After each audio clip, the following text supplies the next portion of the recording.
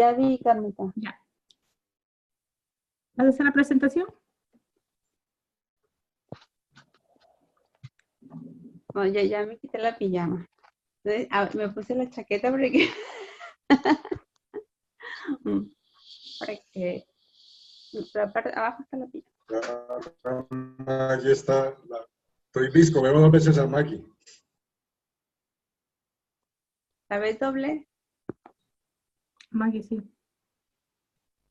No, esa Maggie vale por 2 dólares, ¿verdad? Sí. Igual. Hola, hola chicos, buenos días. Buenos días, buenas tardes, buenas noches. A quien nos vaya a escuchar, estamos una vez más reunidos en nuestro retiro de profundización febrero 2019. Hasta hoy, hasta ayer, perdón, ha sido excelente. Pero yo creo que hoy vamos a cerrar con broche de oro, con el expositor que hoy tenemos. Hoy el tema es adicciones.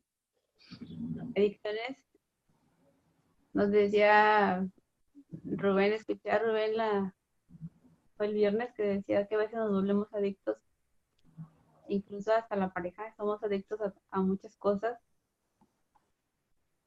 Y la verdad es que sí, somos adictos al chocolate también, al café. Hoy vamos a tocar el tema de adicciones y como dice Carmita, el experto Rubén Palacio nos va a compartir acerca de este tema de adicciones, qué hay detrás de las adicciones y esa experiencia que estás teniendo, Rubén, con todos los chicos con los que estás compartiendo en ese taller. Yo te cedo la palabra. Querida, yo es lo único que soy experto en hablar bobadas. Aquí, puro experto. Dice Pero el tema es bien interesante.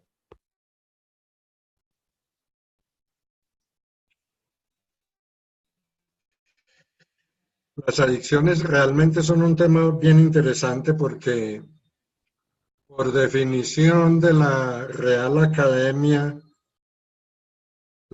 la primera acepción que toma es referente a las personas que normalmente usan drogas. Entonces se habla de adicción a las drogas no permitidas, a los alucinógenos.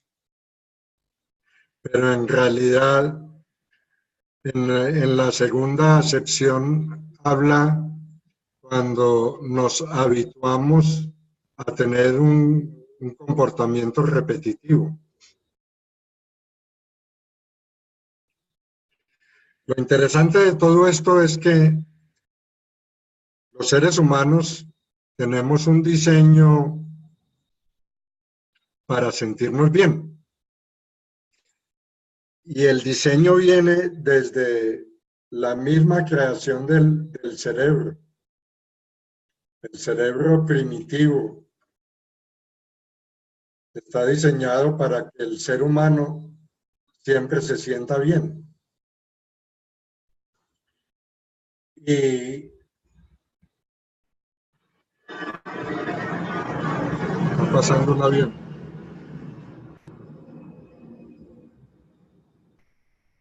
Y aunque el cerebro es no sé cómo definirlo, algo maravilloso, indescriptible en la cantidad de cosas maravillosas que hace, tiene un pequeño inconveniente, y es que no sabe cuándo algo es verdad o no, y es muy fácil engañarlo. Y él no logra definir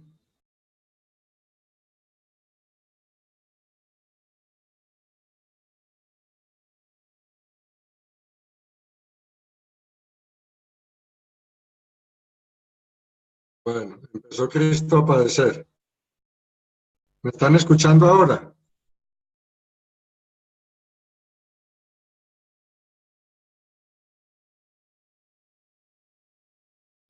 ¿Me escuchan? Pero no sabe identificar cuándo es verdad que estemos viendo una situación de peligro donde no la hay. Si yo veo la situación de peligro, aunque no la haya, el cerebro dice hay peligro, tengo que actuar y actúa. Entonces, yo me la paso engañando el cerebro, pero él no sabe que está siendo engañado. Él está diseñado a que yo siempre yo no me siento bien. Él empieza a buscar en qué momento yo me sentí bien con algo que hice. Y orienta todo mi sentir, hace una orientación de manera que me dirige hacia eso. Y esa es la primera causa por la cual yo busco solucionar algo en lo cual yo no me siento bien. Hay una de nuestras maestras que define la adicción como un pobre uso del pensamiento.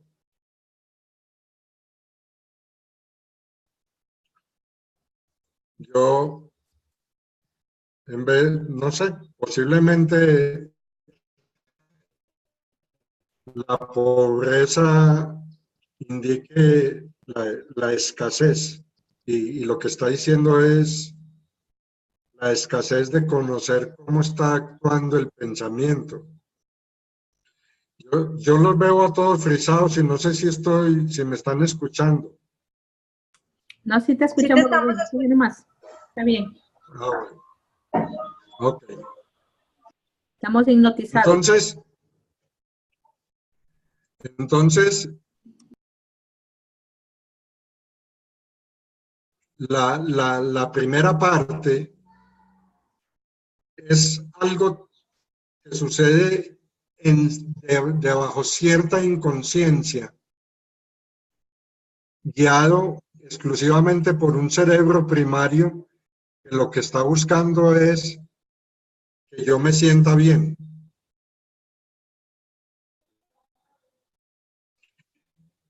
Como no me siento bien, él empieza a buscar en qué esta persona se distrajo.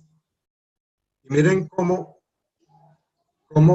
cae perfectamente,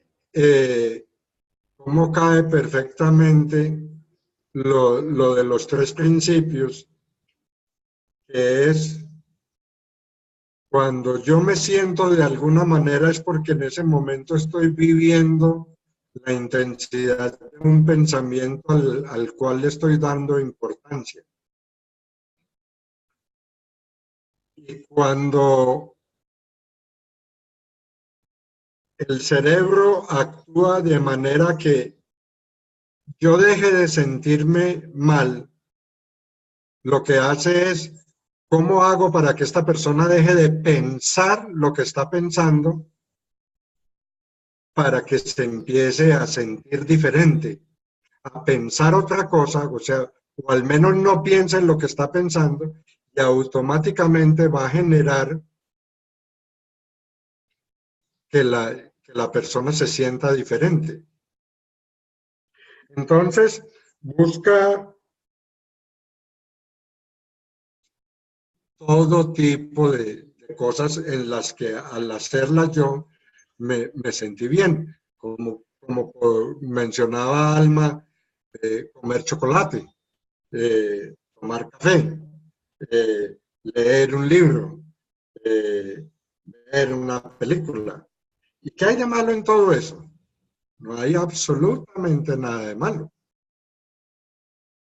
Pero lo único que está pasando es que yo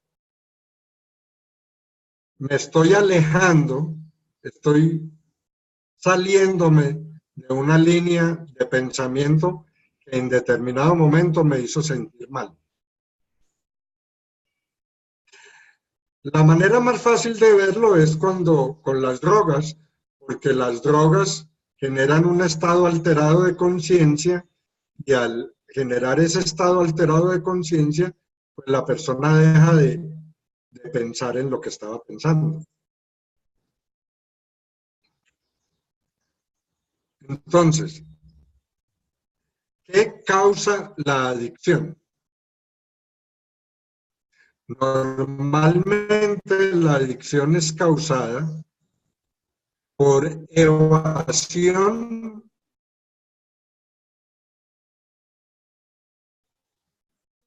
de un dolor. Y se hace, inicialmente empieza como una actuación del cerebro para evitar que yo sienta el dolor. Si yo me siento mal por cualquier circunstancia, el cerebro va a buscar qué me distrae de lo que estoy sintiéndome mal para que me empiece a sentir bien. Por eso estamos diseñados para estar bien. Ese es nuestro diseño original. Estamos hechos de esa manera. Ahora, ese acto se empieza a repetir y a repetir y a repetir y se crea el hábito.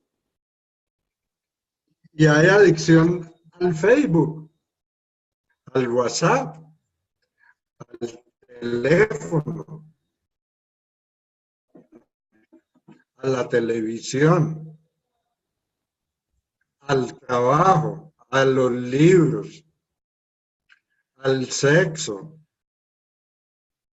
y a todas las cosas que le quiera poner. Y entonces resulta, y la más importante de todas, que es la adicción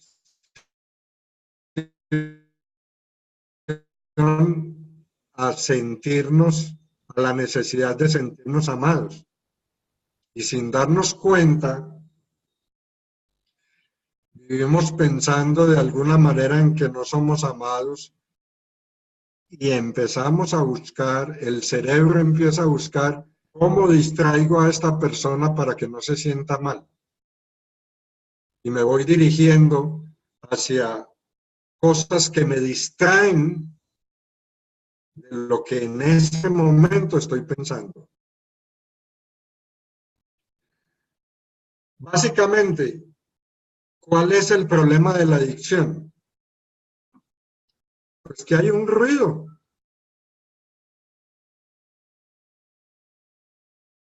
Hay una banda de rock sonando a todo timbal.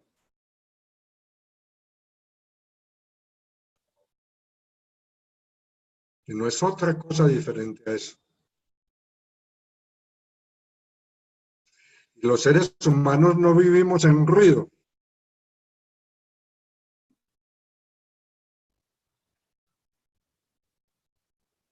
Mire de qué forma tan fácil, y si hacemos una muy pequeña introspección, nos damos cuenta de una cantidad de adicciones que tenemos.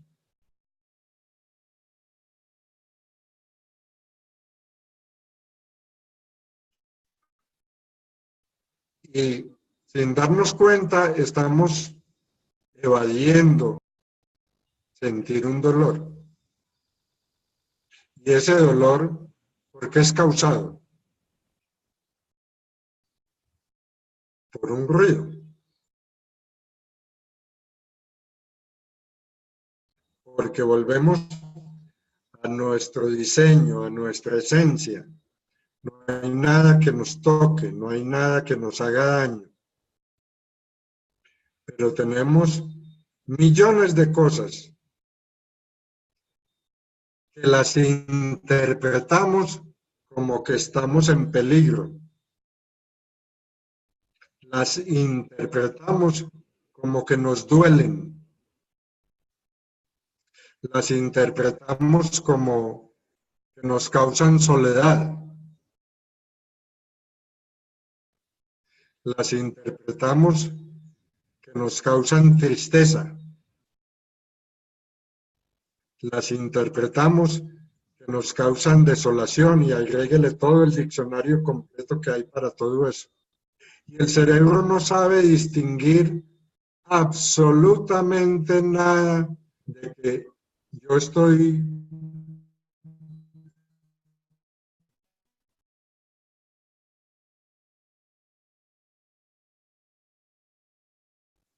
lo único que hay está pensando esto y este pensamiento le produce lo que le está produciendo, lo tengo que sacar de aquí. Y al quererlo sacar de aquí,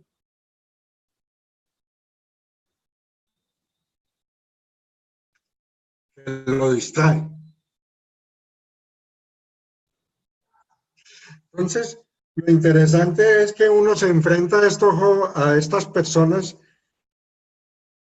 que uno dice que son adictos.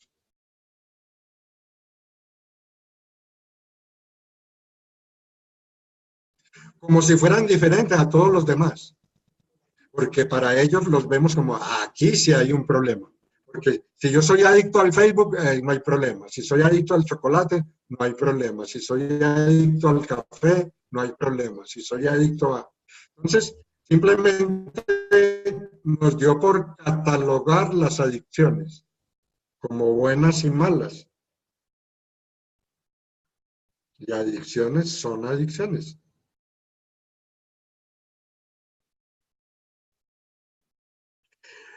Ahora, ¿cómo enfrenta uno esto?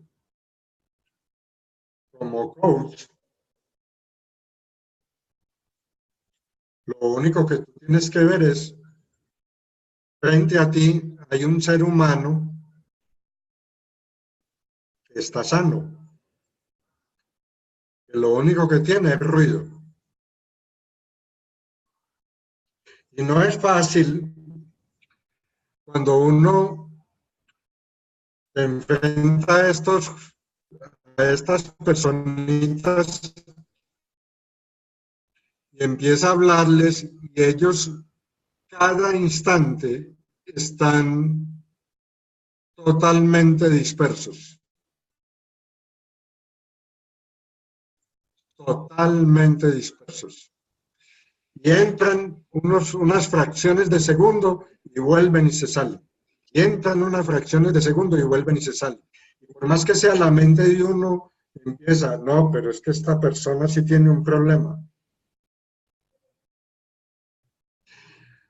El mejor ejercicio que puede tener esto es un trabajo hacia uno. Es la bendición de la vida de presentarte para que tú te mires en un espejo y te diga, mira cómo tú vives entrando y saliendo y no te das cuenta. Y ahora lo estás viendo en ese ser humano al que crees que tiene un problema. A mí me causó mucho impacto como de admiración o de abrirme los ojos cuando en una charla Vega le hablaba de qué le recomendaba a él porque tenía un paciente que había intentado suicidarse 3 veces en los últimos 2 meses. George Pransky lo único que hizo fue totearse de la risa. Y se reía. Y yo inmediatamente pensé para mis adentros, ¿y de qué se ríe este tipo? Están planteando que, oye, ¿qué hago con una persona que se quiere suicidar? Y lo primero que él dice, pues eso es lo que me causa risa. ¿Sabe por qué? Porque está un pensamiento de no hacerlo.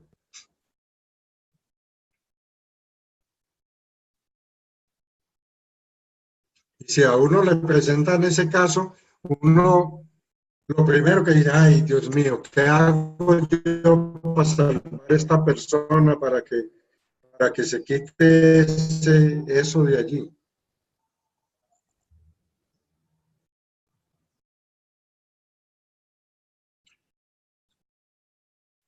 También me causó impacto una vez en una charla, en una clase,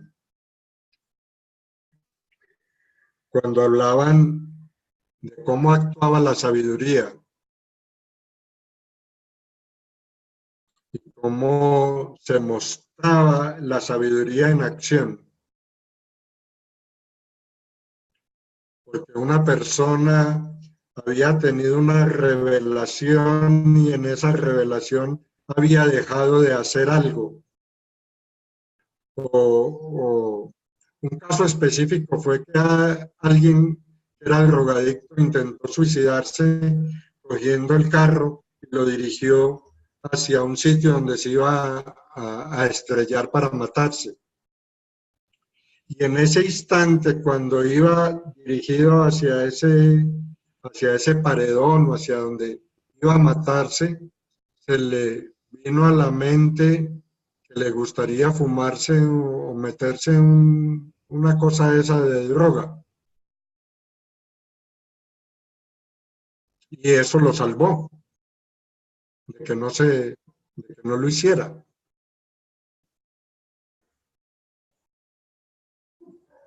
Y entonces, en la clase se hacía notar, mire cómo en todo momento está actuando la sabiduría. Y la pregunta es si lo hubiera hecho, si no se le hubiera ocurrido fumarse eso para quitarse de la mente el pensamiento que se iba a matar. Y cómo estaba actuando la sabiduría en ese momento.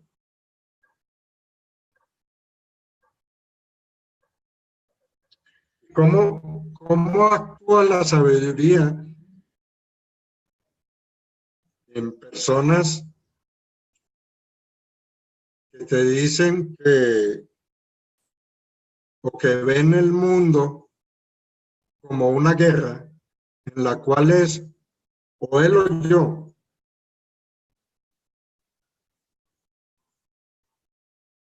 Allá simpáticamente ellos dicen, yo tengo una liebre y la liebre es un enemigo. Y entonces, ¿qué haces si te sale la liebre? Y la liebre, pues es un enemigo que está buscando es matarte, que te quiere sacar del camino. Entonces, en su mente, lo que hay es, si yo me veo con la liebre, ¿qué voy a hacer? O ese lo soy yo.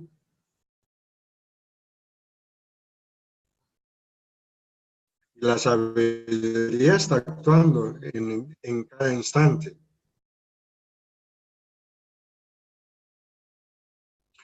Y a uno se le ocurre, no, si me sale la liebre, pues si puedo correr, corro. Ah, qué bien. Ahí se ve la sabiduría. Y no se ve la sabiduría si me dices, si me sale la liebre, pues, o ese lo soy yo.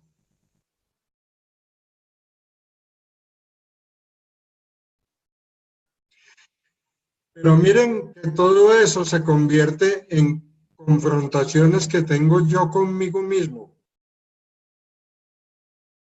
de cómo veo el mundo, de cómo juzgo el mundo.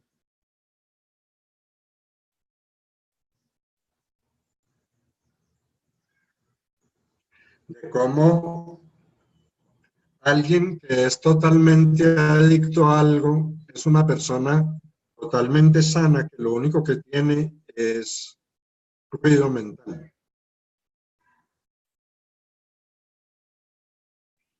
¿Y cuál es mi trabajo? Mi trabajo... ¿Me oye? Oíme, ¿y cuándo te volvés? Escucha. ¿Me están escuchando? ¿Aló? Sí, sí, te estamos escuchando. Ah, bueno. ¿Cuál es mi trabajo? Mi trabajo es buscar que ese ruido cada vez se vaya aplacando un poquito, se vaya aplacando un poquito. No puedo hacer nada más. No puedo hacer nada diferente a buscar que esa personita se dé cuenta que está en ruido. No más. Y que el que se quiere suicidar está en ruido. Y que el que quiere salir a matar a otro está en ruido.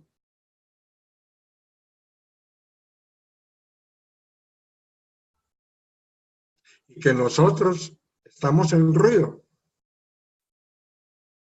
Y no nos damos cuenta que estamos en ruido.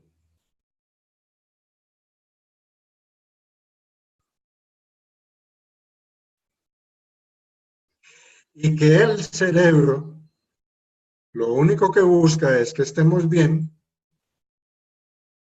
y que como no sabe, me acuerdo Mario Alonso Puig habla y ustedes, la gran mayoría, saben lo maravilloso que es ese tipo,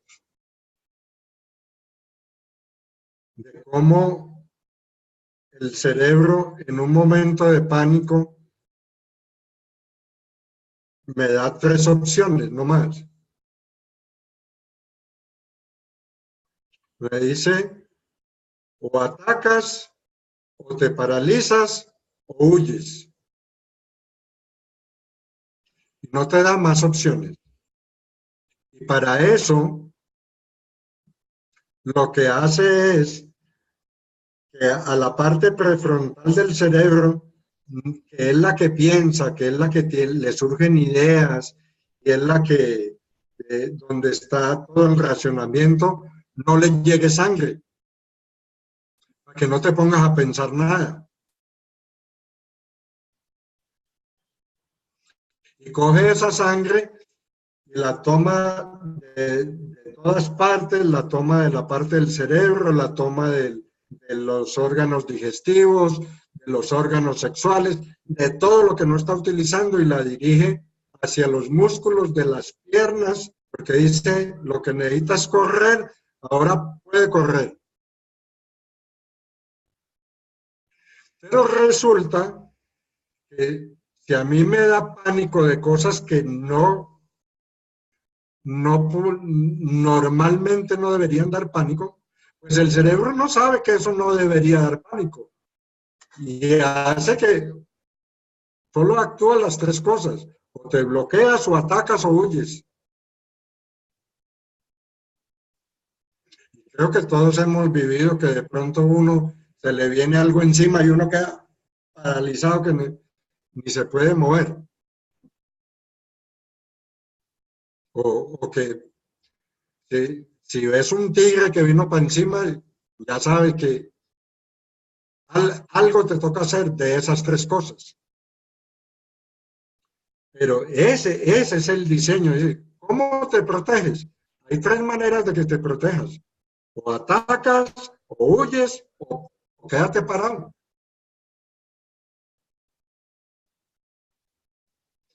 Y entro en pánico en cantidad de situaciones donde no tendría que estar en pánico.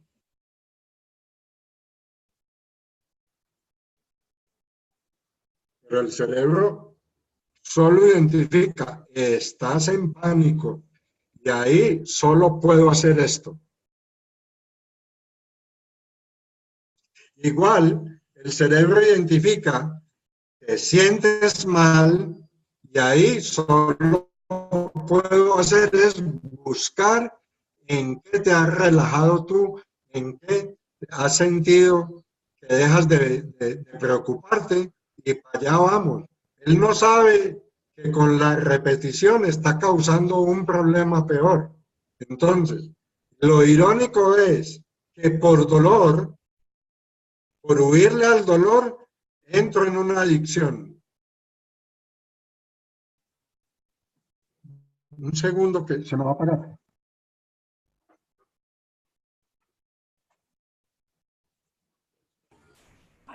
Por huirle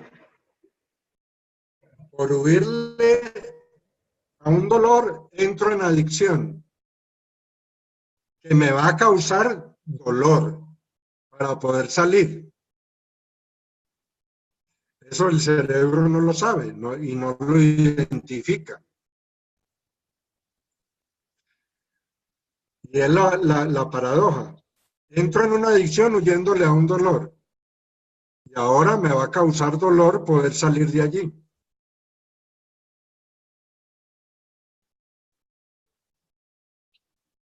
Pero igual, en lo único que nos podemos concentrar es en que tenemos ruido, inmenso ruido. Y cómo empezamos a bajar ese ruido. ¿Cómo le bajamos a ese nivel? Es la única manera de poder salir de allí, bajando el ruido que tenemos.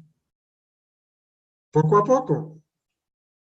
Habrá quien lo logre rápidamente, posiblemente lo haya. Pero el proceso es, primero, entender que es una persona sana que lo único que está haciendo es dándole importancia a algo que piensa y que no pasa nada más.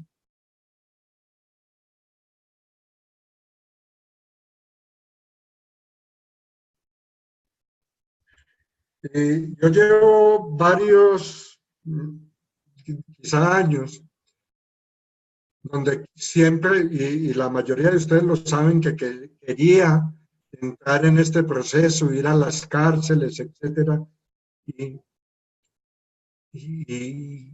no sabía, y yo decía, cuando esté frente a eso, ¿qué voy a hacer?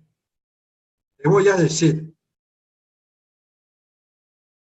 Y ayer, por ejemplo, somos 4 coaches, y ayer yo me dediqué a decir, yo no tengo nada que hablar aquí, y observar, solo observar. Y de la observación, yo lo único que me veía era a mí.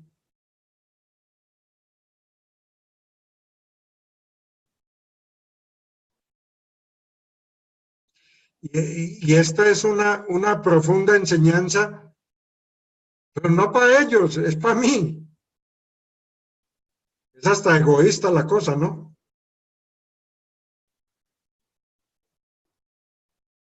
Pero es fabuloso ir uno descubriendo cada día que estas personitas se transforman de una manera impresionante sintiéndose amados.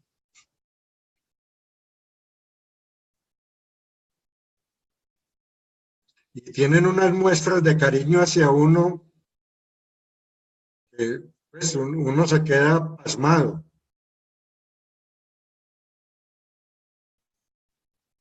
Se queda pasmado con el solo recibimiento. Llegamos allí y nos ven y en su rostro se les nota esa alegría y le dan a uno ese abrazo y lo abrazan y lo que expresan, cuando te lo expresan, lo hacen con todo el sentimiento, o sea, están totalmente presentes cuando te están dando afecto. Entonces, ¿cómo puedes ver? Empiezas tú a decir, ¿cómo puedo ver yo algo malo en una persona que hace esto?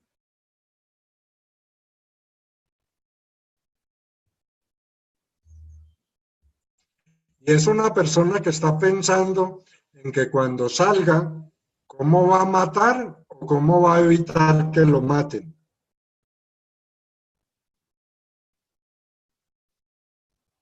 Ese nos causó impacto, el que ya ha matado a varios. Al final, cuando empezamos todas las reuniones, ese hombre no se podía estar quieto 3 segundos, no podía estar quieto. Y luego, en las últimas, porque salió hace 15 días salió, porque cumplió los 18 años y allí son de los 12 a los 18 años. Cuando cumplen los 18 años se tienen que ir. Y las últimas sesiones estábamos aterrados, primero de ver que él quería ir a esas reuniones y segundo, cómo se había calmado. Y las cosas que empezaba a hablar. ¿Qué pasó?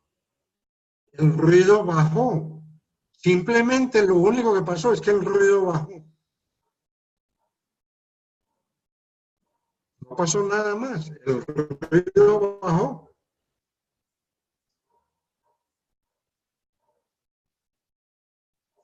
Y uno dice, tener claro que yo no sé si lo ve o no lo ve. Yo no sé si va a identificar qué ruido no va a identificar. Porque unas veces lo ves atento y al momentico está totalmente disperso, coge cualquier objeto que tenga en la mano y con ese objeto se va. Cada cosa que se mueve voltea a mirar. Y uno dice, este está en todas partes menos aquí. Pero la sabiduría siempre está actuando y tú no sabes qué palabra, qué gesto, qué hiciste, que eso lo tocó.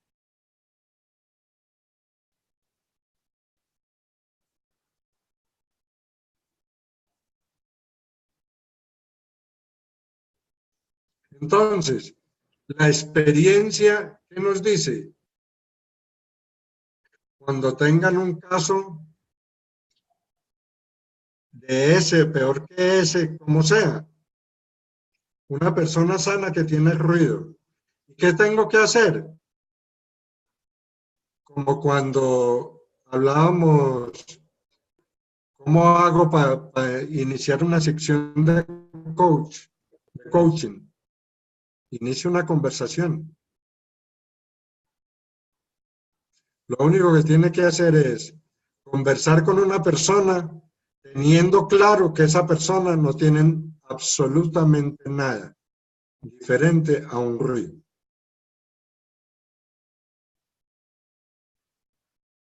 Como si fuera un amigo de toda su vida y esté conversando con él. ¿Y tú qué piensas? ¿Y cómo ves eso? Y obviamente, no, cero juicio. Cero juicio. No está pasando nada diferente a lo que estamos viviendo todos los días.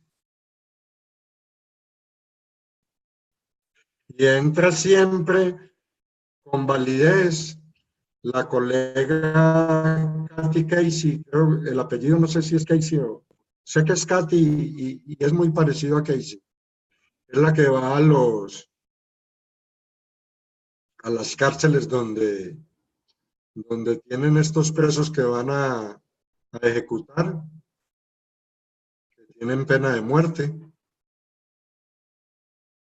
Y que entra tanto en validez lo de que el preso que le dice la única diferencia entre usted me quiere decir que la única diferencia entre usted que es libre y que se dedica a ayudar a las personas, y etcétera, etcétera, y yo que me van a matar por lo que hice.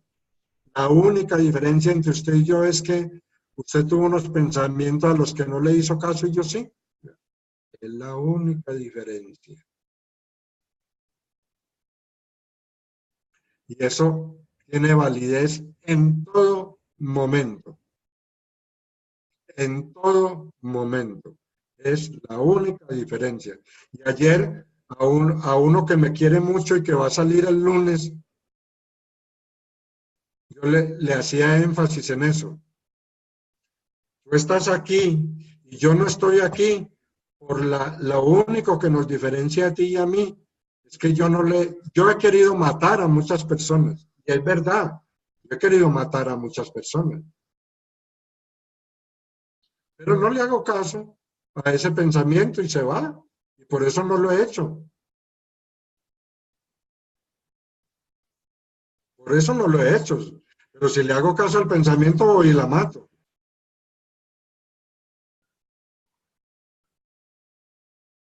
¡Qué horror! Pero es la única diferencia.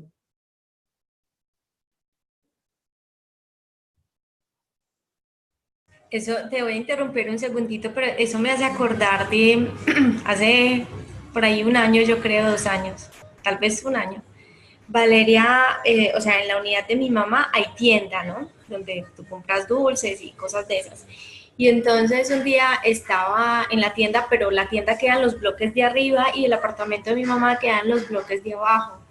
Y me dice un día, ay mami, yo tenía tanta sed y tanto calor que yo fui para la tienda y yo quería robarme un juguito, porque me daba mucha pereza de bajar a donde mi abuelita por plata. Y yo, entonces, ¿qué hiciste? Es que no, pues yo no le hice caso a ese pensamiento y yo más bien bajé por el juguito y por la plata para comprarme un juguito. Y yo decía, claro, es eso. O sea, si ella hubiera hecho caso, pues yo hubiera robado el juguito y bueno.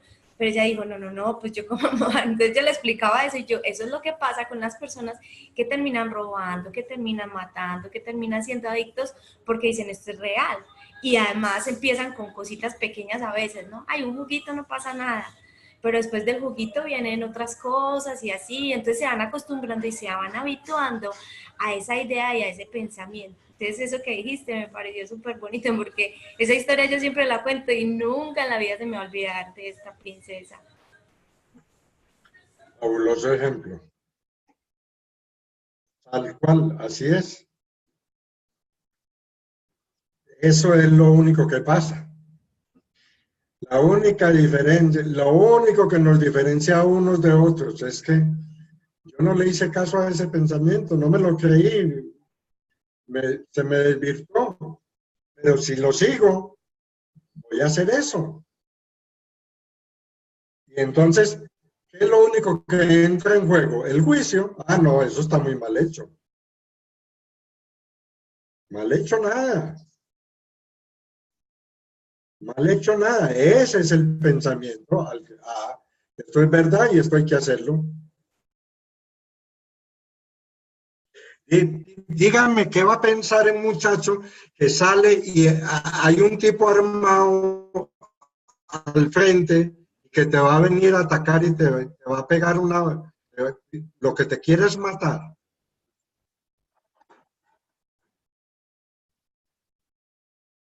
¿Qué le vas a decir tú?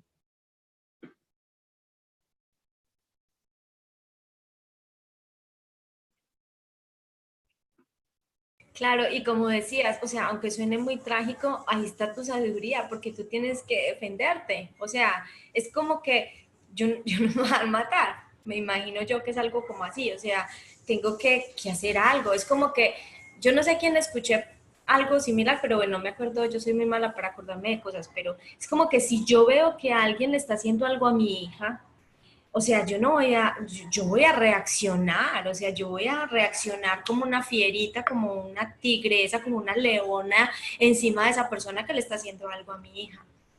Eso también creo que hace parte de la sabiduría, hace parte también de la sobrevivencia que nosotros tenemos en este mundo, no sé. Total. Yo me acuerdo, yo no estaba, pero me narraron cuando, una vez hace como 40 años, 40 más, como de 45 a 50 años, estaban en una fiesta en la casa de mis padres. Y de pronto entraron unos tipos a robar.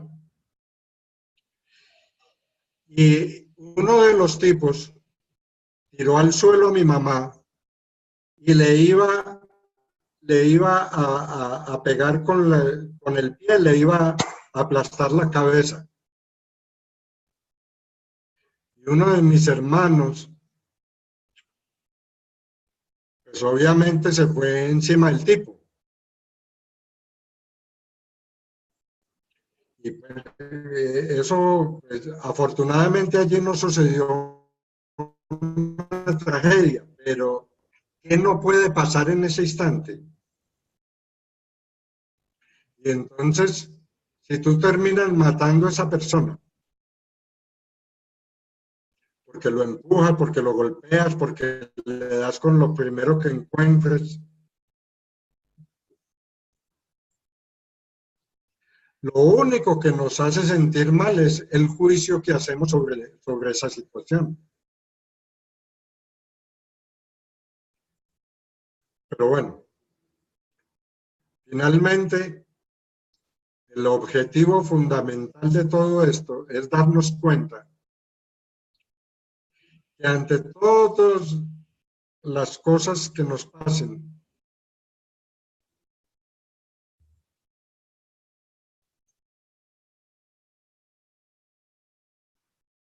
son validaciones que hacemos de las cosas que creemos, no más.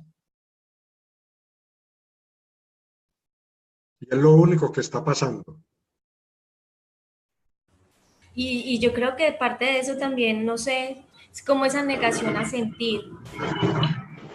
O sea, creo que tú has sido muy claro con este tema de la adicción y es un concepto muy amplio y lo tocaste así súper amplio porque siempre nos hemos acostumbrado a asociar como que la adicción con inyecciones, con sustancias psicoactivas, con cigarrillo, con alcohol, y a veces no vemos que nuestra manera de ver el mundo, o sea, estamos es como una forma de drogarnos también, ¿no? Entonces buscamos, lo que tú estabas hablando ahorita, buscamos esa huida del miedo, buscamos esa huida del dolor, porque no queremos sentir. Entonces queremos huir de lo que sentimos. Entonces por eso a veces es valioso, y me imagino que en el trabajo que tú haces, pues me imagino que conectan con el que observen esas emociones, no realmente qué es lo que estás pensando, pero que eres un ser pensante, que eres un ser que tiene emociones, tal vez sentirlas, incluso localizarlas en mi cuerpo, tal vez, no sé, porque más allá de la sustancia que usemos para drogarnos o cualquier otro hábito de adicción, el hecho es, muchas veces es, no quiero sentir dolor. Entonces la sustancia o la adicción a veces no es tan importante, lo importante es esa negación a veces a nuestro sentir. Quiero tapar, no quiero sentir. Entonces, como tú decías, tapo con sonrisas en la página de Facebook, tapo con emojis, un WhatsApp, con fotos, y en parte, me montó la gata, ¿no? Y yo creo que en parte hemos adoptado todas esas ideas, o hemos adoptado la mayoría de las ideas de la sociedad de que tenemos que estar siempre bien, y cuando no estamos bien, entonces creemos que hay algo mal con nosotros.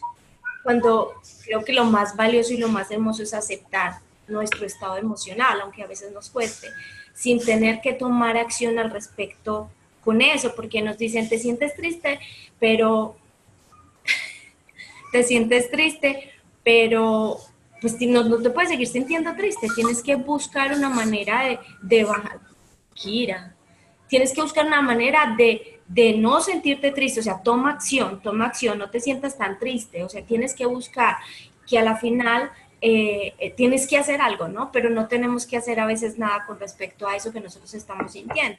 Entonces queremos huir de esos sentimientos, de esas emociones y las tapamos con trabajo, las tapamos con establecernos en una zona de confort que nos va aplastando, la tapamos con sentirnos con muchísima compañía, con mucho ruido, con drogas, con juego, con sexo, o sea, con todo, como tú lo decías. Y yo creo que en parte ocurre por esa necesidad, porque muchas veces nos vemos en el otro, pero nos vemos en el otro es porque estamos comparándonos o por dependencia, porque sin esa persona o sin esa cosa yo no soy, y ese es el gran malentendido. Entender y darles a notar que en realidad no hay nada malo, pues con sentir esas emociones, que como ser humano simplemente estás validando ciertas ideas, ciertos pensamientos. Entonces se nos olvida realmente lo que somos y cómo funcionamos como seres humanos. Y el malentendido es o sea, creer que esta persona, que esta circunstancia genera mi X o Y.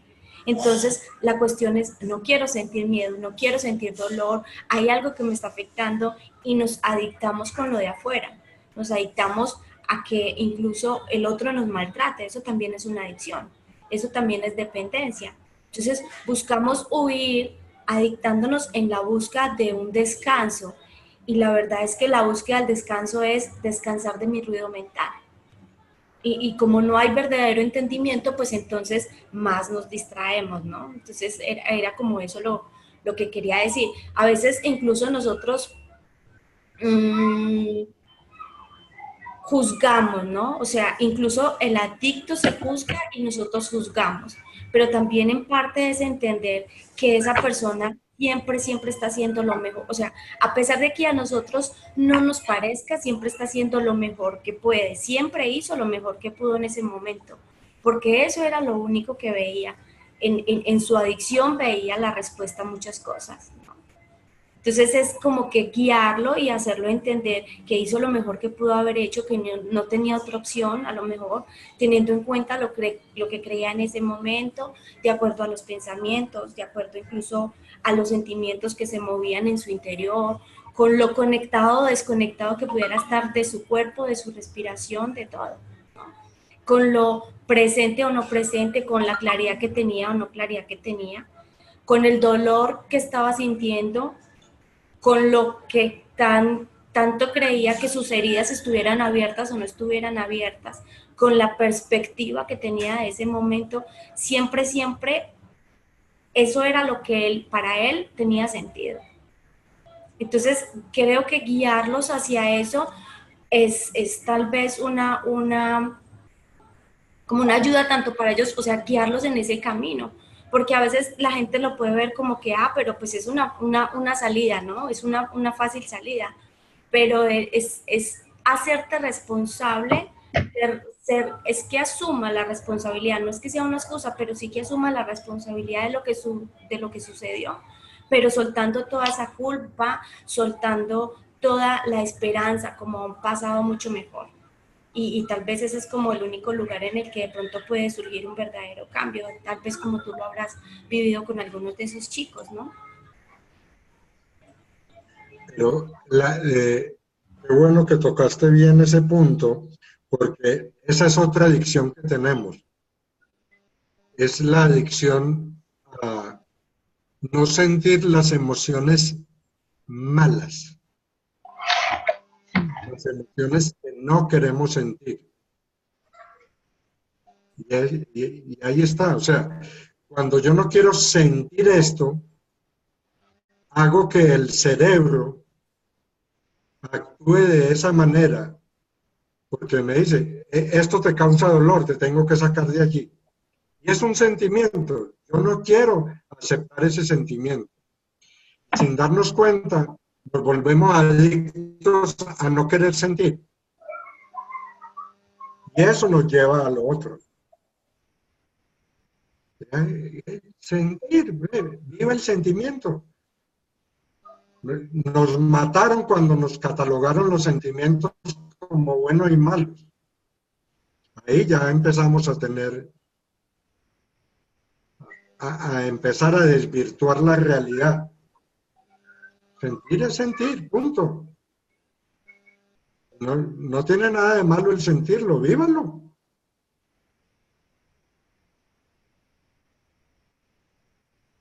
Acéptelo, no lo rechace.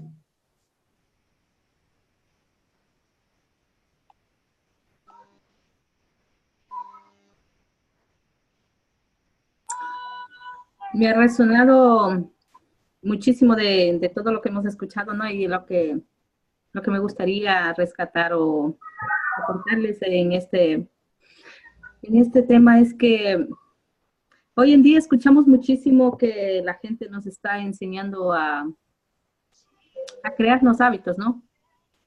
Que no son ni buenos ni malos, ¿no? De hecho, muy buenos, porque retiramos unos y como estamos reformateando el chip o cambiando el chip, estamos creando otros hábitos, pero ahorita con lo que escuchaba, no, pensaba que un hábito nos lleva a una adicción. Ahora nosotros no lo vemos como nada malo, ¿no? Sí, qué chévere, súper, voy a aprender a decirme esto todas las mañanas, me voy a levantar, me voy a hacer hoy día, de mañana 41 días, a partir de los 40 días, chao Lola, como dicen ese king, ¿no? Estás dentro de una adicción.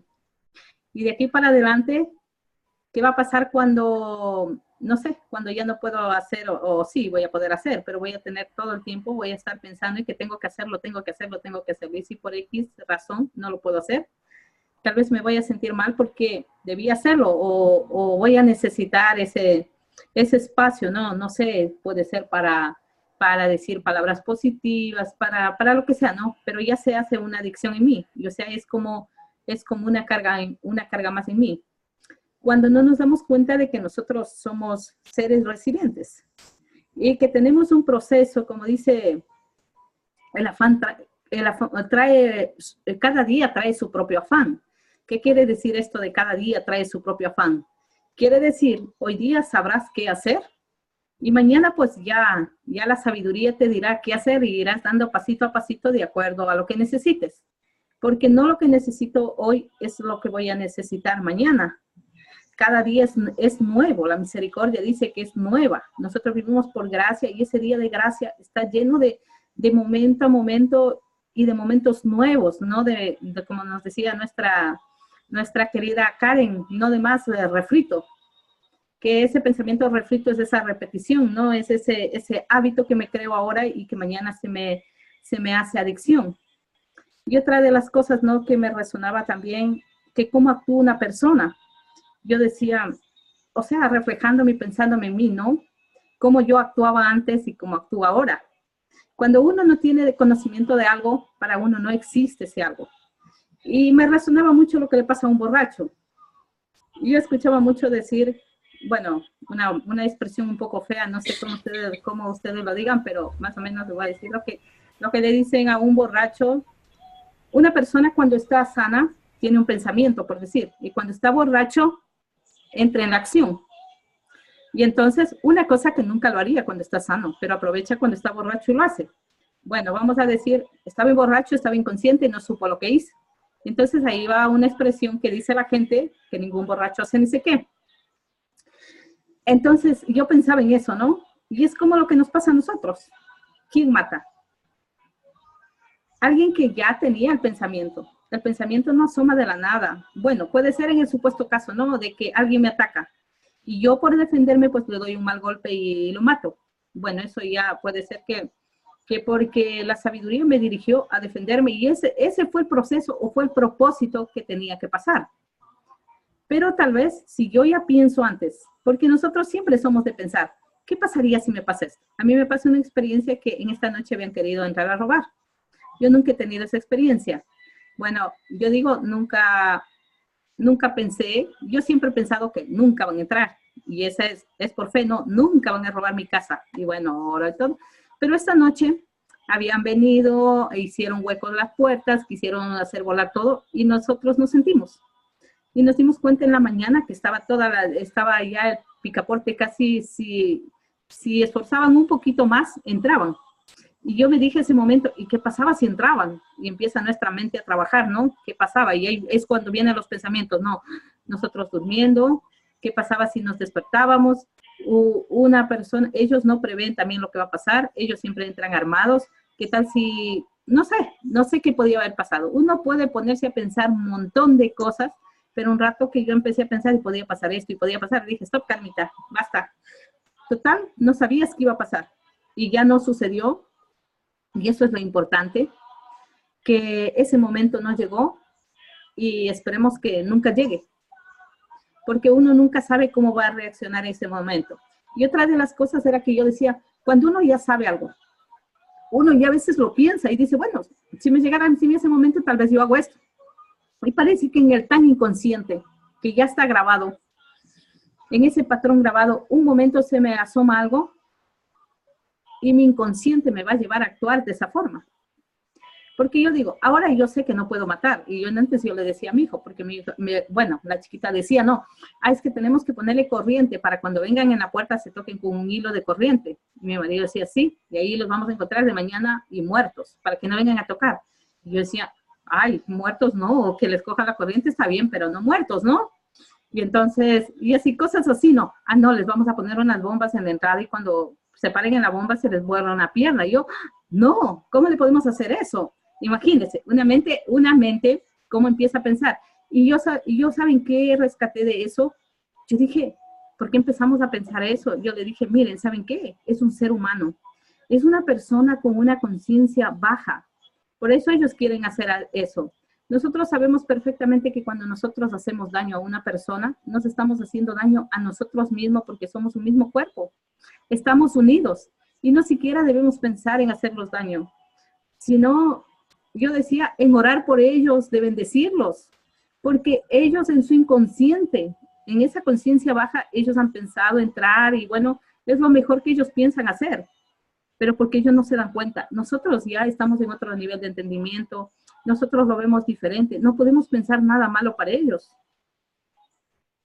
No podemos hacer ninguna de esas cosas que les traigan daño. Les digo, son seres humanos, son seres como nosotros. Imagínense una persona que se vuelve una pierna y se queda sin una pierna. ¿Cómo me voy a sentir yo después de hacer eso? Y hacerle eso a una persona es hacernos a nosotros. O sea, pero ya desde un nivel de entendimiento tal vez más elevado, ¿no? Que yo digo, bueno, no le hago daño. Pero cuando uno vive no tiene ese conocimiento, primeramente porque el conocimiento nos trae allá, ¿no? No tengo ese conocimiento. Esa persona se siente siempre juzgada, porque yo así me sentía un tiempo. Yo me sentía que todo mundo me juzgaba a mí. Era como si todo el mundo supiera de mí, cuando las personas ni creo que se acordaban de mí, basta que me miraban a ver y yo pensaba que esa persona piensa esto, piensa el otro. A un momento, porque yo viajé para acá, fue por eso, porque yo pensaba que la ciudad entera me juzgaba a mí, que la única salida que yo tuve ese momento para venir acá a Bélgica fue esa. Yo huí. ¿Y huí de quién? No sé, de mí misma. Porque me sentía juzgada por toda la gente. Sentía que toda la gente sabía de mí, que me tenían o sea, yo no era una persona, ahora dándome cuenta, ¿no? Que hacía mal a nadie. Pero me sentía así juzgada, que la gente me criticaba y me criticaba y me criticaba, que eso me trajo a mí acá. Y llegué acá y ¿saben qué pasó? Cuando llegué acá me pasaba lo mismo.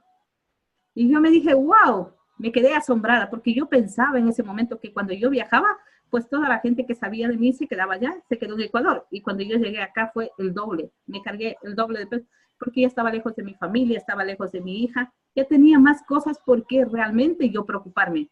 Yo había huido porque la gente me juzgaba. Y cuando llegué acá, ya era, estás lejos de tu familia. El problema yo lo seguía cargando porque yo no lo había arreglado, el problema estaba dentro mío, no estaba en las personas. Lo que pasa es que como yo no me daba cuenta, pues yo pensaba que todos eran los culpables y tal vez una persona que mata se siente así. Ya se cansa de que se siente juzgada por sus pensamientos, por lo que uno cree, ¿no? Y como pues no entendemos otra cosa, yo digo, nunca hemos escuchado otra cosa, no hemos visto otra cosa, entonces uno va pensando y pensando y pensando y pensando y pensando hasta que uno se inunda de eso. ¿Saben? Yo un día, mi marido fuma. Un día yo orando, yo le decía a Dios en la madrugada, le decía, Señor, yo quiero que mi marido deje de fumar. No es que fuma demasiado, pero para mí pues no debe fumar, ¿no? Eso es lo que sabemos nosotros, ¿ya? Entonces yo le dije, Señor, yo no quiero que mi marido fume, por favor, quítale ese vicio. Y yo sentí que Dios me habló. ¿Y saben qué me dijo? Él no tiene vicio, me dijo. Y yo, ¿cómo que no tiene vicio? O sea, fue como que me echó un balde de agua, ¿no? Yo que estaba tan metida orando y que yo le dije, Señor, quítale ese vicio, por favor. Y él me dijo, no tiene vicio. Y yo, ¿cómo que no tiene vicio? Pero si fuma, yo dije. Y me dijo, él no tiene vicio. A él lo único que le falta es Dios en su corazón, me dijo Dios. Y yo me quedé, le falta Dios en su corazón. Claro, porque él no te conoce como yo te conozco. O no tiene conocimiento de tu palabra, no tiene conocimiento de muchos de tus principios, aunque tal vez un poco sí, muy poquísimos, pero porque nos interesa, ¿no? Y entonces yo le dije, porque a mí me gusta saber la receta completa, entonces yo le dije, entonces, ¿qué hago? Y me dijo, declara mi presencia en él. Así de fácil. Y yo me quedé, ok.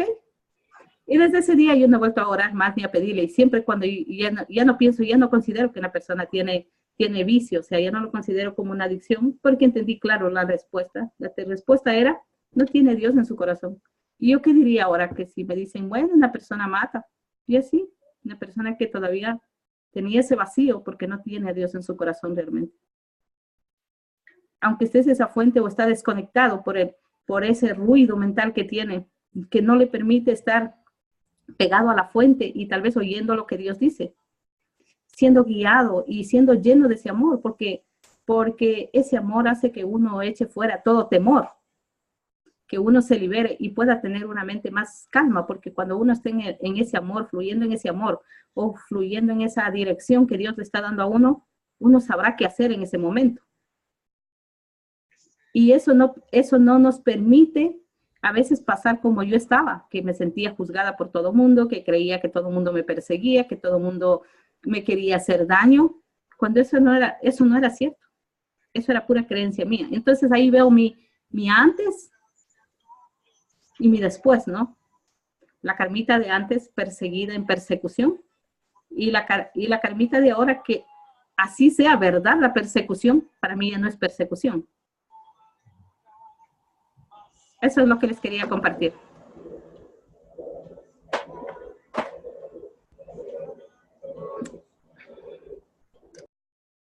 Me recuerdas, Carmita, un episodio muy reciente que me sucedió por estos días. Yo he sido siempre una mujer pues alegre, como optimista, veo las cosas como tranquilamente, con calma. Pero comenzó este 2019 con una cantidad de ruido en mi mente, mucho ruido, mucha cosa negativa, ¿no? Pues como pensamientos de dolor. Entonces, pensamientos de, bueno, una cantidad de cosas ahí en mi cabeza. Y llegó un momento en que, aún conociendo los 3 principios y aún entendiendo que el tema de la depresión no existe, que en mi ser yo estoy realmente sana, le di cabida al tema y empecé yo a buscar en internet síntomas de la depresión. Y entonces, bueno, no, que tú quieres dormir todo el día, que la lloradera todo el día, que lloras y no sabes por qué, que, bueno, habían como unas 6 cosas y yo decía, oh, pues esto se configura aquí total, sí, no, estoy deprimida. Entonces le abrí la puerta a eso, ¿no? Le abrí la puerta a la depresión. Y después de que ya le doy cabida a ese pensamiento, lo valido, empiezo de verdad a experimentar como esas cosas con más fuerza, más sueño, menos deseos de hacer ejercicio, más ganas de llorar, menos deseo de estar con la gente. Aún a mis hijas quería yo como tenerlas lejos. Entonces, hubo una noche, pues a mí también me gusta orar. Una noche yo me acosté y le dije, Dios, no tengo nada que decir. Me siento en una tristeza profunda. Sé que estás aquí, pero no tengo palabras. Solamente déjame llorar. Y sí, me acurruqué aquí en la orilla de la cama, me puse a llorar y lloré y me quedé dormida. Esto suena loco, yo sé, para muchas personas, pero sucede. A las 5:10 de la mañana, yo estaba dormida y a las 5:10 escuché una voz femenina muy suave que me despertó diciéndome, no hay depresión, el problema es determinación. Y yo, wow, o sea, pues para mí es la voz de Dios, ¿sí? Entonces yo dije, wow, o sea, y literal, mire gente, de verdad, literal, es como lo dice, una sola palabra tuya bastará para sanarme, porque así fue. O sea, yo después de que oí eso me levanté y me levanté otra vez con ganas de leer mi Biblia, otra vez con ganas de hacer ejercicio, que yo generalmente hago ejercicio cuando me despierto, entonces cogí mi elíptica, hice un ratico de ejercicio, entonces sí, o sea, fue de verdad, se esfumó la lloradera, se esfumó el dolor de cabeza porque me estaba tomando 4 Cebedol todos los días, no más dolor de cabeza. Ayer mi esposo me preguntaba, oye, ¿qué pasó con tus dolores de cabeza? Le dije, no, pues desde aquel día que Dios me dijo que no había depresión, pues definitivamente no volví a tomarlos. Y entonces vuelvo y caigo en cuenta de, oiga, los 3 principios dicen que no es depresión y es real, lo acabo de vivir, o sea, acabo de darme cuenta de cómo funcionaron los 3 principios en toda esta experiencia que duró días. Entonces, comienzo yo a darme cuenta qué pensamientos validé, qué pensamientos me puse yo a cocinar allá. Y claro, pues, o sea, cosas donde yo no las vi transitorias, sino que yo vi que ya tenía un estado permanente, sí, que mi estado permanente se llama depresión. Pero fue tan sencillo como darme cuenta que estaba enganchada con un pensamiento y literal se fue esa supuesta depresión y darme cuenta, oiga, no, estoy sana, estoy perfecta. No pasó nada, más allá que, como dice Rubén, que tenía validado todo un mundo de pensamientos. Entonces, bueno, así, esa fue mi experiencia. Y por otra parte, escuchándolos hablar y bueno, teniendo en cuenta así lo que dice 3 principios también, tengo una pregunta.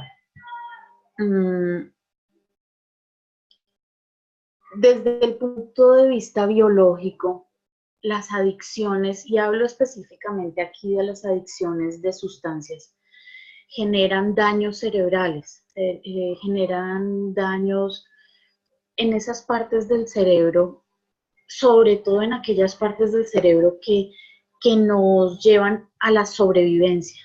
Sí, esta es como esas áreas que primeramente esas sustancias adictivas atacan.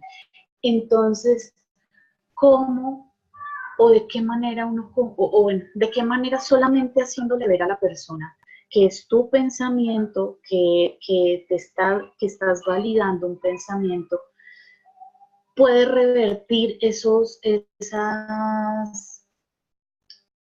efectos que ya han sido causados de manera biológica en el cuerpo, ¿sí? En el cerebro específicamente. Y porque es que, fíjense que es diferente. Un cerebro sano tiene vida. Entonces el cerebro sano tiene ganas de alimentarse bien, el cerebro sano tiene ganas de hacer ejercicio, el cerebro sano tiene ganas de tener buenas relaciones con las personas.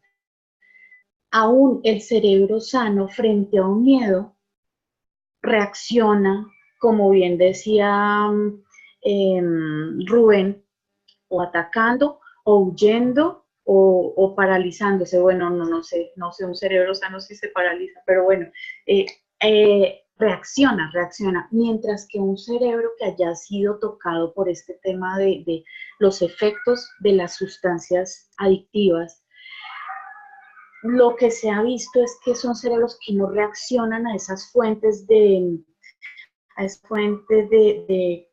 pues lo que les está causando el miedo, ¿sí? Sino que por el contrario, como que se meten allí en esa, como les digo, esperen un segundito que yo lo tenía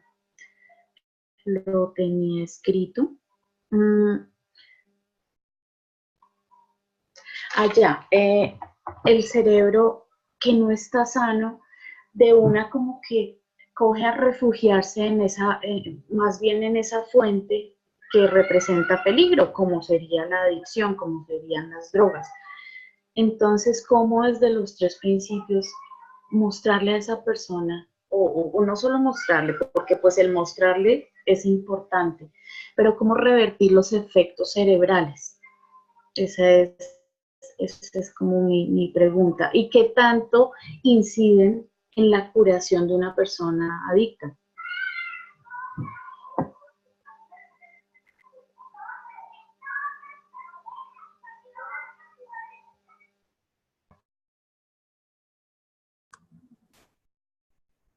Bueno, Yo, perdón. Ya, ya. Conexión inestable. ¿Pero me están escuchando? Sí. Ok. Pero antes que nada, sugiero el libro El cerebro que se cambia a sí mismo, de Norman, ¿cómo es que se llama? Alma, de pronto se acuerda del nombre. El cerebro que se cambia a sí mismo.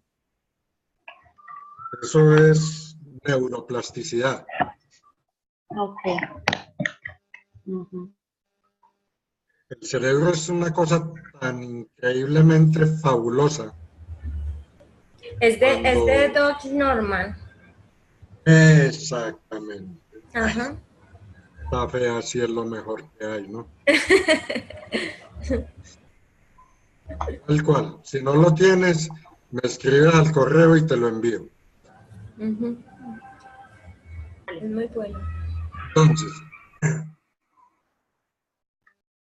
las cosas que uno hace no son ni buenas ni malas, pero tienen consecuencias. Por ejemplo, una coach decía, eh,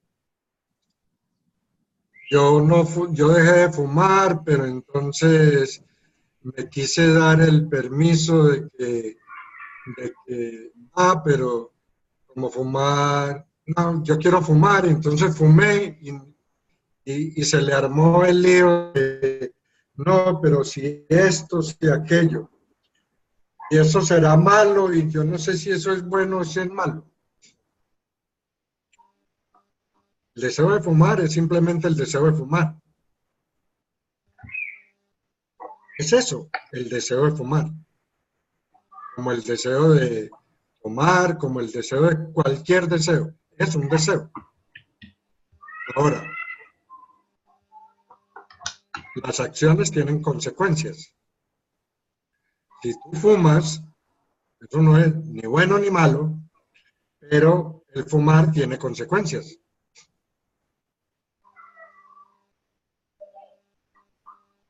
¿Estamos claros en eso?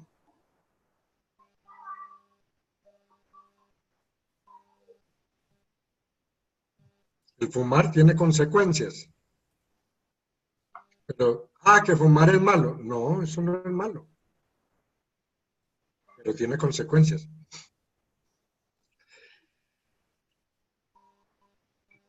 La sabiduría siempre está actuando hacia haya órganos que ya no funcionan. El sanador está por dentro. No es el cerebro el que sana. Wow. La parte que es intocable no es tangible. A la parte a la que no le pasa nada, a la que no le da cáncer, a la que no le da ningún tipo de enfermedad, a la que nada la hiere, nada la toca, no es tangible.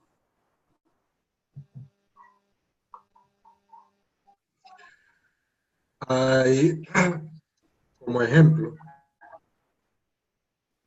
aunque hay quien no lo crea, alguien tuvo un accidente y perdió el ojo físicamente se fue, voló y ahí solo quedó el hueco. Esa persona hizo hizo un trabajo mental y dicen que le nació un ojo y vio por ese ojo. Si tú le preguntas a un científico, dice que eso es imposible. Hay tantas cosas imposibles. En gran parte de mi vida tuve la oportunidad de trabajar con personas o con una persona idiota.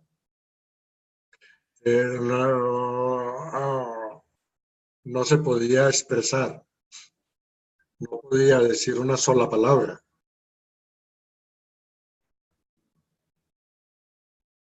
Pero lo que tenía la etiqueta de idiota era su organismo. Su espíritu no era idiota. Su espíritu sabía lo que estaba pasando. Su espíritu sentía y sufría no, vivía lo que esa persona estaba experimentando.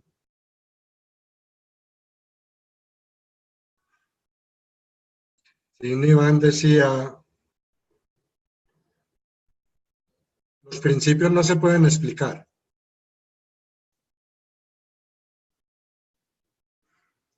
El que intenta explicar los principios está perdiendo el tiempo.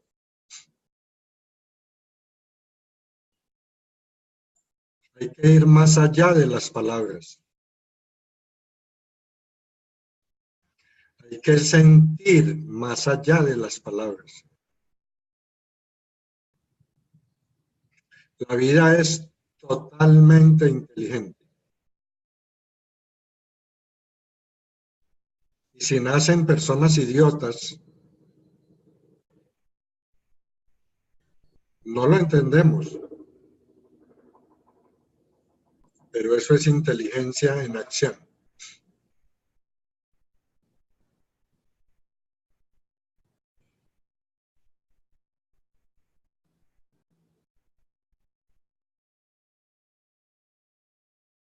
Yo creo que si digo mal lo daño.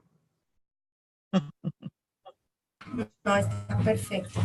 No, espectacular, espectacular, porque volvemos a la base de ver al ser sano que hay, que es nuestra verdadera esencia, ¿no?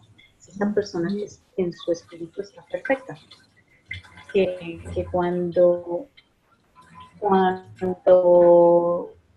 se le llama deprimido, se le llama suicidio, se le llama asesino, es simplemente la validación del ruido.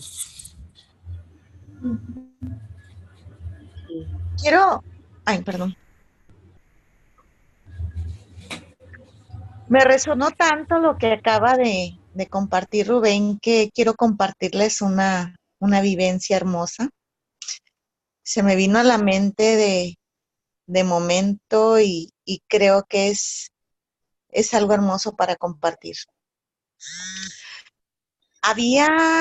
Yo soy de un pueblo que estoy aquí a 40 kilómetros, ahí viven mis padres y ahí se llama Compostela. Y bueno, había una familia en la que esa familia cayó en una quiebra total y tuvieron que irse a vivir los padres a Estados Unidos. Así lo decidieron. Dejaron 4 hijos en el pueblo, se fueron solos. Quedaron 2 hombres y 2 mujeres. El chico el tercero, que tendría unos 13 años, los padres cumplían con mandar dinero y bueno, sobrevivían. El chico de 13 años empezó a consumir drogas. Diariamente él pasaba por la casa de mis padres tienen un negocito, y se metía. Ya cuando estaba consumiendo drogas, él llegaba y se metía al negocio. Y siempre lo atendía mi papá o mi mamá. De acuerdo a sus tiempos de trabajo, estaba uno u otro, por la mañana o por la tarde. Y llegaba y le decía, ¿me das un taco? quien estuviera. Ya si estaba mi papá, luego le hablaba a mi mamá y le decía, dale un taco a... Ellos se apellidan Caballero. Decía Caballero. Y salía mi mamá y le daba un taco. Y eso era por lo regular día a día. De pronto pasó el tiempo, 2, 3 años, y no lo volvieron a ver. No lo volvimos a ver.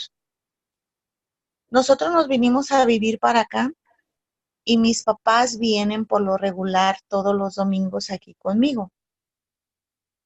Y un día me dice mi mamá, oye hija, ¿nos puedes acompañar al centro comercial? Vamos a ir a comprar parte de la despensa. Y bueno, pues quisiéramos que nos acompañaran. Sí, claro, vamos. Ese centro comercial estaba al otro lado de la ciudad de aquí donde yo vivo. Y ya íbamos con las bolsas, con los productos para afuera. Íbamos caminando por el estacionamiento cuando yo iba adelante y mis padres iban atrás de conmigo. Cuando escuché una voz que dijo, ¡cuidado! Cuando dicen cuidado, yo volteo, suelto las bolsas y volteo rápido y veo que una mano se va, pero así rápido a tocar el hombro de mi papá. Entonces yo al voltear, corrí y mi papá al sentir el brazo fuerte voltea y ya al verlo le dice, profe. Y yo voy viendo una persona completamente con un pelo largo, sucio, con un pie vendado, irreconocible. Entonces yo me acerqué y lo quise tocar y él me puso la mano así. Lo quise tocar al chico y me puso la mano fuerte. Entonces quité la mano y cuando le dice, o sea, le dijo mi papá, profe, mi papá es maestro. Entonces volteé a mi papá y lo ve y le dice, caballero. Entonces mi mamá voltea y le dice, hijo, ¿qué pasa? ¿Qué te pasó? Entonces cuando le dice eso, yo reconozco que es caballero. Es el chico que dejamos de ver durante muchos años, vecino de con mis padres. Entonces le dice, ¿me das para comer? Pero así una mirada perdida, completamente flaco, delgado, exageradamente delgado, sucio completamente de su pelo hasta la uña de sus pies. Entonces mi mamá saca un billete y le dice, toma, ¿quieres que te compre algo, pollo? Entonces él le jala el billete y luego le dice, no, madre, y se va corriendo. Entonces dice, mi papá es caballero. Y ya se acercan las personas, el señor que le gritó, cuidado, se acerca y le dice, señor, ¿está bien? Y ya le dice, papá, por supuesto que estoy bien. No le hizo daño ese vagabundo, algo así le dio. Le dice, papá, para nada, es que yo lo conozco. ¿Usted lo conoce? ¿Sí? Es un chico de mi pueblo. ¿Pero cómo? Y total, quedó en eso. Nos vinimos caminando y yo me dio una angustia y una tristeza tan grande que le digo, no es posible que esté perdido, que no sepa, o sea, que sus padres lo hayan abandonado. Para eso mi papá me dice, efectivamente teníamos muchos años sin saber de él y mira, aquí está viviendo, dónde vive, quién sabe, está completamente flaco, está pues perdido en los vicios. Y yo le dije, pero ¿sabes qué es lo más maravilloso? Que se acordó quién eras tú y se acordó quién era mi mamá. Aún perdido, como dices, aún en los vicios, aún siendo una persona que vaga por toda esta ciudad, golpeado, maltratado, se acordó quién eras tú. Entonces dice mamá, es verdad, cómo al tocarte y al acercarse, aún en su mirada que lo vimos en ese momento, o sea, una mirada que él miraba para todos lados, se acordó quién era. Así sucedió.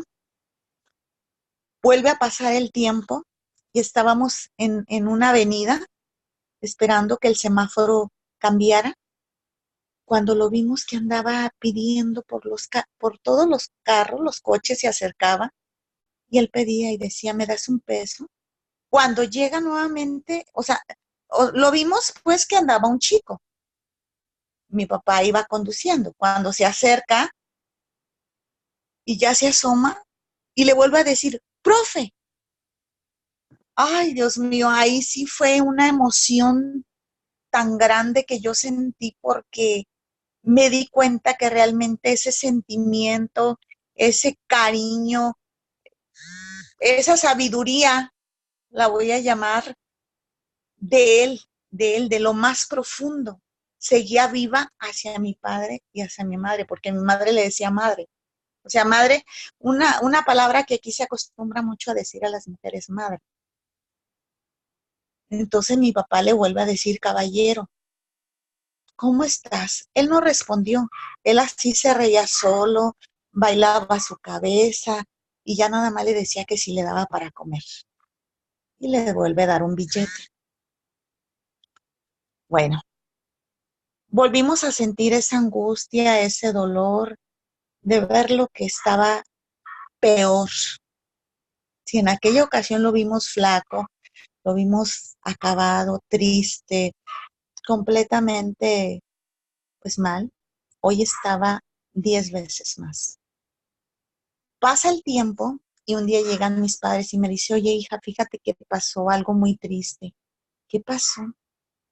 Pues nos llegó al pueblo, ahí a Compostela, dice, llegó una persona a comentarme que atropellaron a caballero. ¿No te has dado cuenta? Le digo, no, pues pasan tantas cosas aquí que, pues no sé. Y dice, y nos informaron que está en tal hospital. ¿Podemos ir a visitarlo? Pues si gustan, vamos.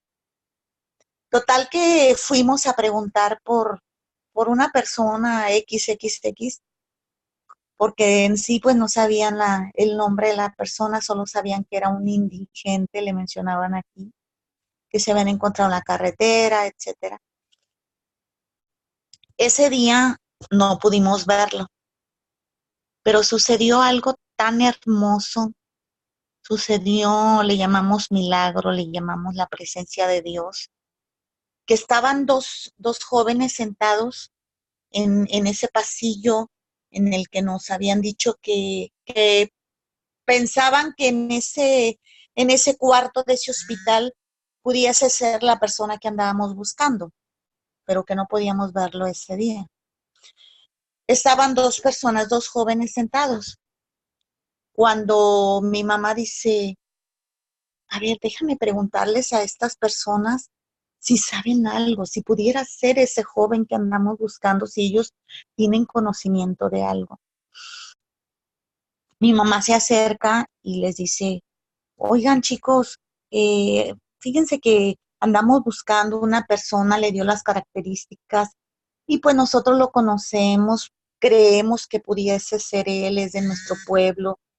¿Ustedes han sabido algo? ¿No saben si por aquí esté internado?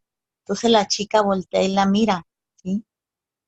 Y ya le dice, sí, precisamente señora, de acuerdo a las características que usted está mencionando, sí es la persona que usted busca. Y ya ella le pregunta, dice, ay, pero ¿cómo está? Dice, mire, llegó en una situación, él fue atropellado, llegó en una situación bastante grave, en la que ahorita afortunadamente, pues los doctores dicen que está reaccionando favorablemente. Nosotros lo encontramos, hablamos a la Cruz Roja y lo trajimos para que fuera atendido.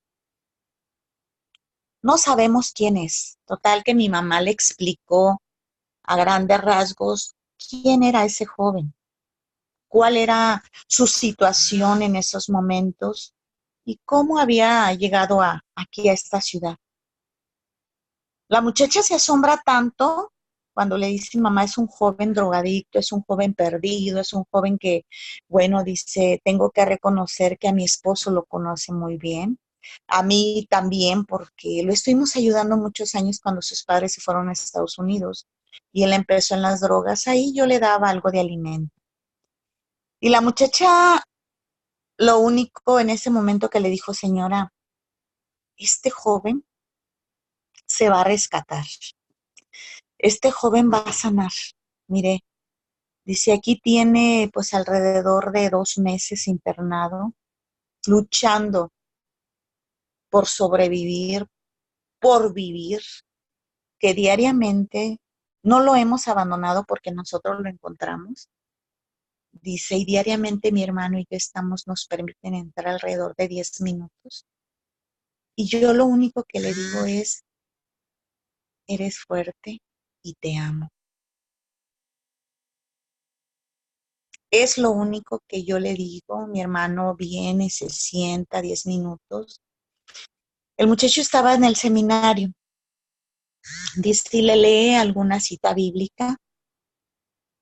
Y lo único es que le toco yo su mano. ¿Y sabe qué es lo increíble, señora? Le decía a mi mamá, que me aprieta la mano. Los doctores dicen que está como muerto en vida, que está mejor, pero que aún sigue en coma. Pero a mí me aprieta mi mano.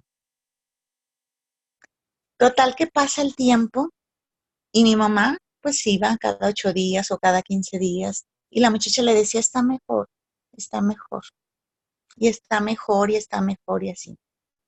Les estoy hablando de esto que será un poco más de 2 años y es algo tan maravilloso y tan hermoso que hace alrededor de 4 meses me dice mi mamá, te tenemos una sorpresa. Nunca me imaginé la sorpresa. Dice, queremos que nos acompañes a un centro de rehabilitación en el cual te vamos a presentar a una persona. O sea, a mí se me hizo tan raro porque pues mis papás ya están grandes y para ir a un centro de rehabilitación dije, bueno, de momento me asusté, ¿no? Dije, ¿quién estará por allá? Sí, vamos. Fue una sorpresa tan hermosa que cuando llegamos nosotros a ese centro de rehabilitación, estaba un joven sentado junto a una fuente. O sea, de momento yo lo vi de espaldas, dije, ay, Dios mío, ¿quién es? Cuando ya nos paramos frente a él, me voy dando cuenta que era caballero. A él le tuvieron que cortar de su tobillo para abajo porque el golpe fue muy fuerte, perdió 4 dedos de una mano. ¿Y saben qué fue lo más hermoso? Que cuando nos paramos frente a él, él estaba agachado. Cuando se para frente a él, cuando nos paramos frente a él, se levanta con una muletita que traía y le da un abrazo, pero un abrazo tan profundo y tan hermoso a mi papá, que fueron las palabras de decir, te amo, Dios contigo. Todavía se me eriza la piel. Y mi mamá le dio un beso. O sea, yo me solté llorando de la emoción de que dije, Dios mío, qué grande y maravilloso eres al habitar en este gran ser humano. O sea, se rescató, volvió a la vida, está en recuperación, cuando habían dicho que era un perdido, que es más, lo habían abandonado porque sus padres vinieron a México y lo abandonaron, no quisieron saber nada de él, ¿sí?